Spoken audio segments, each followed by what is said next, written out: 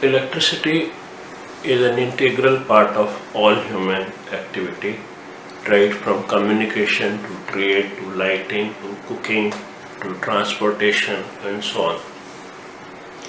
It's a form of energy which can conveniently be converted into other forms of energy like mechanical, sound, heat, light and so on. Today we'll be talking about this form of energy, the current electricity.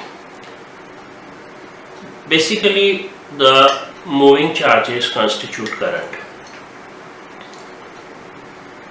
To give it a mathematical meaning, we define it as the rate of flow of charge with time. If a charge Q is transferred in a time t, then we define average current as the ratio total charge to total time. And then we have, if the current is varying, we define instantaneous current, I instantaneous, as differential of charge with respect to time. The SI unit of current is ampere. We say current through a conductor is 1 ampere if 1 coulomb charge passes through it in 1 second. That is, 1 coulomb per second constitutes a current of 1 ampere. By convention, the direction of current is taken to be the direction in which positive charge is moving. That is, the direction of flow of positive charge is also considered to be conventional direction of current. The electrons being negatively charged, they will always drift opposite to the direction of positive charge or opposite to the direction of current. To elaborate further, if you have a conductor XY with X at a higher potential than Y, that is Vx greater than Vy, the current will flow from higher potential to lower potential, that is from left to right, X to Y, whereas electrons, they will flow towards higher potential, right to left, Y to X. Electric current is a scalar quantity, that is, it has only magnitude and no direction. Why we take current to be a scalar? Why is current a scalar? This diagram will elaborate why we call it a scalar and why we don't take it as a vector. Basically, the current follows simple addition like that in algebra. It doesn't follow the laws of vector addition. If at a junction O we have 3 conductors meeting, conductor AO bringing in a current 1 ampere and a current of 2 ampere flows along BO. Irrespective of value of this angle, the current will always add up to 3 amperes. That is, it doesn't obey the laws of vector addition. Hence, electric current is a scalar quantity. We classify current on the basis of the magnitude or direction. Current through a conductor is said to be steady if its value does not change with time. Graphically, we represent steady current here as A. As you can see, the value of current does not change with time. This is a graph parallel to the time axis, and this graph A represents what we call steady current. The current through a conductor is said to be variable if its value increases or maybe decreases. You can have a graph of this type, negative slope, or you may have a curved graph. All graph shapes other than this parallel to the time axis, they represent varying currents. On the basis of direction in which the current flows, we classify it as direct current or alternating current. The current through a circuit is said to be direct if it continuously flows in same direction. The direct current may be varying. The only condition is the direction should not change. For example, here these are all positive values, although varying. These are positive values and varying. All three are direct currents. If the current reverses its direction periodically, then we call it AC or alternating current. Here the current is positive, in this time period it is negative, again it is positive, and so on. This is current versus time graph for alternating current. The source of DC is a cell or a battery or a battery charger, whereas the source of AC is an AC generator. To recapitulate in quick time,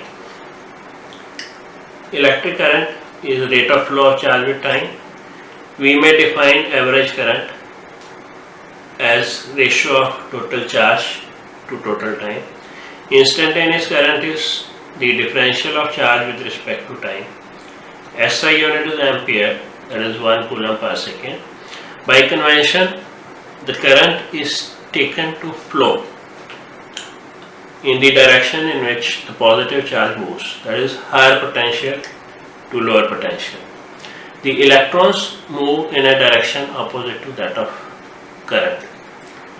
Electric current is not a vector, it is a scalar quantity because it does not follow the laws of vector addition.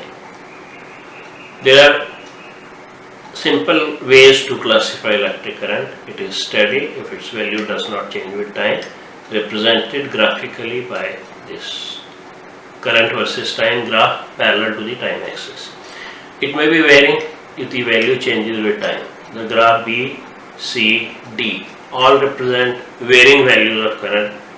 Therefore, these are the varying currents. If the current continuously flows in the same direction, this or A or B, all these are called direct currents. Such a current will have only positive or only negative values. Whereas if the current reverses its direction, then we call it AC, represented by this graph D. Here the current has positive values, negative, positive, and so on. Remember, the household supply is always that of alternating current because there are some advantages in supplying AC over DC. We'll elaborate this and these advantages in a later lesson.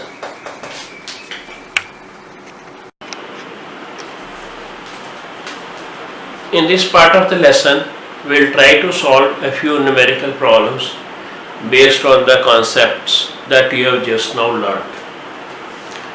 Now, before solving the problems, remember a few things. The numerical problems are not all that difficult as the students normally conceive. It's important to be having a positive frame of mind. Assure yourself that the numerical problems, they are within your easy reach and they are not difficult. The questions must be read very carefully and every word should be noted. If the problem is well understood, half the battle is won. Let's proceed. See, the thinking process should start when you read the question. This numerical problem 1, you have 10 to the power 8 electrons pass through a conductor in 1 microsecond.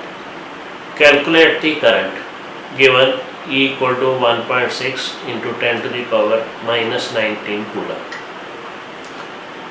See, this is number of electrons recorded, n equal to 10 to the power 8. Charge on each electron is given to be 1.6 into 10 to the power minus 19 coulomb. Time is 1 microsecond. Note the unit also. We'll be converting all given quantities in SI units. Here time is 1 microsecond, that is 10 to the power minus 6 second. Using the formula I is equal to Q by T, the charge transferred is the charge on 10 to the power 8 electrons. So N into E divided by time, 10 to the power 8 multiplied by the charge on each electron divided by the time, leads you to the answer 1.6 into 10 to the power minus 5 ampere, or you may express it in microamperes, a little better, 16 microamperes. Question 2. An electron revolves around nucleus in a hydrogen atom in an orbit of radius r with period t. Obtain an expression for equivalent current. Again, we have to use the same relation, charge upon time for current. If you consider this point P in the orbit of the electron, every capital T seconds, that is one period, an electron crosses P. That is, the charge transferred is E in time T. So the current will be E by T, and time period is given by the circumference 2 pi r over V, the speed of the electron. So you get EV over 2 pi r as the expression for current, or you can also write it in terms of frequency, that is number of revolutions which this electron completes in 1 second. So current is E by T or E into nu or EV over 2 pi r.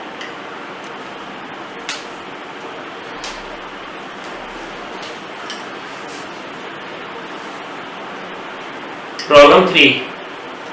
The amount of charge passing through a conductor is represented by the equation Q is equal to 2t square plus 3t plus 5. Calculate the current at t is equal to 3 seconds, given Q is in coulombs and time in seconds. Let's write the equation Q is equal to 2t square plus 3t plus 5 coulomb. This is given in the problem. We know current is differential of charge with respect to time. So what we are supposed to do is differentiate this expression with respect to time, and you know this is a simple differentiation leading you to 4t plus 3 ampere as expression for current. We need to calculate the current at 3 seconds. So put t equal to 3. The value of current comes out to be 4 into 3, 12 plus 3, that is 15 amperes. Now this numerical problem 4, or the last question, is based on current versus time graph. Along y-axis we have current in amperes, along x-axis we have time in seconds. The graph is as shown. You have to calculate instantaneous current at 3 seconds and average current between 0 seconds to 4 seconds. The area of I versus T graph, that is this shaded part, will represent the charge transferred. So from the graph first part, you have to find the instantaneous current at 3 seconds. At 3 seconds you can just read the corresponding value of current, that is it comes out to be 1 ampere. So this is the answer to the first part, that is instantaneous current at 3 seconds time is 1 ampere. And then second part, you have to find out the average current between 0 seconds to 4 seconds. We know the average current is given by total charge transferred in 4 seconds divided by the total time. Now total charge will be given by area under I versus T graph divided by the time, that is 4 seconds. This I am leaving as an exercise to you. It is simple calculation of area.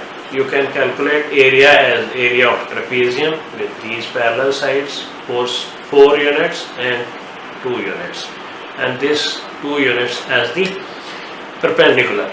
Or you can divide this into 2 parts. This is for first 2 seconds you can take a rectangle, and then next 2 seconds it is a triangle. You can add area of the rectangle and area of the triangle. That will give you the total charge divided by the total time. The answer, as you will calculate, is 1.5 amperes.